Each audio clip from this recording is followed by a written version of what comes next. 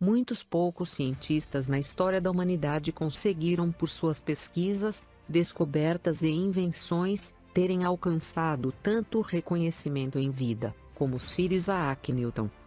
Se considerarmos apenas as contribuições de Newton para a matemática, como por exemplo, a criação do cálculo diferencial e integral, utilizado por ele na formulação de suas teorias, já seria o suficiente para colocá-lo no rol dos gênios da humanidade.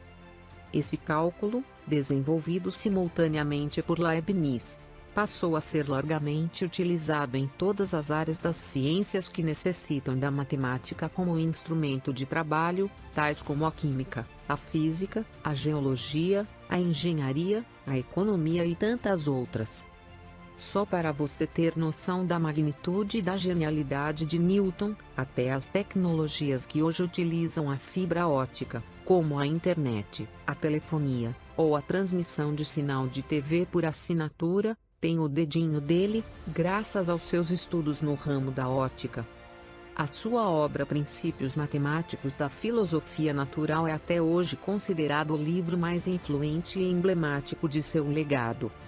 Nela encontramos as leis de Newton e a lei da gravitação universal, descrevendo a dinâmica dos corpos terrestres e celestes. Essas leis explicam inúmeros fenômenos de nosso cotidiano, e são a base do estudo da mecânica clássica. É através dessas leis que o homem consegue, dentre outras coisas, construir prédios e viadutos, colocar aeronaves no ar e satélites em órbita da Terra, a projetar automóveis, navios e equipamentos dos mais diversos tipos e aplicações, e a descrever os movimentos dos corpos, inclusive os celestes. O que mais impressiona é que, apesar da grandiosidade das leis de Newton, elas estão apoiadas em 3 pressupostos ou axiomas elementares, aparentemente simples e incontestáveis. Primeira proposição: o espaço é absoluto, constante e fixo, não sofrendo interferência da matéria. Segunda proposição: o tempo é absoluto, fluindo continuamente e sem interferência do mundo material.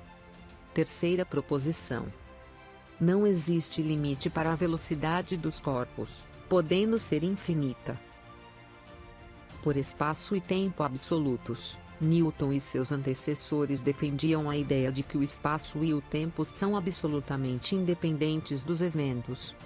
Ou seja, independente de onde, como e por que ocorrem os fenômenos, o espaço e o tempo não são afetados.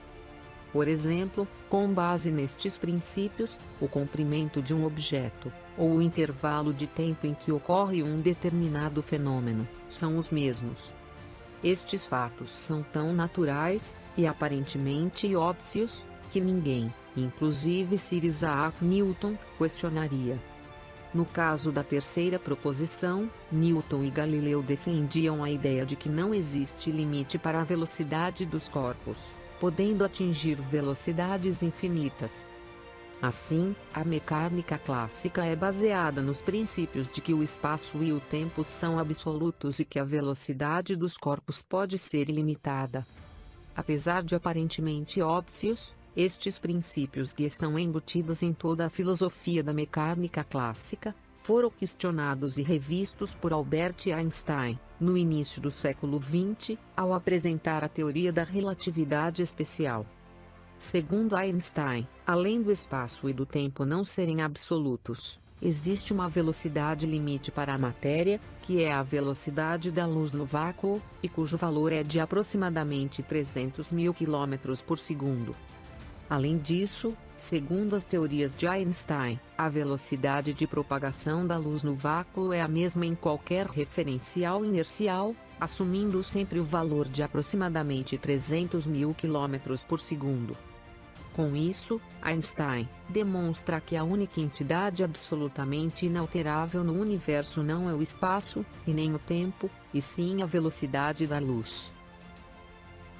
E mais, no início do século XX, Com a descoberta do universo subatômico, constatou-se que as leis de Newton não se aplicam a corpos cujas dimensões sejam extremamente reduzidas.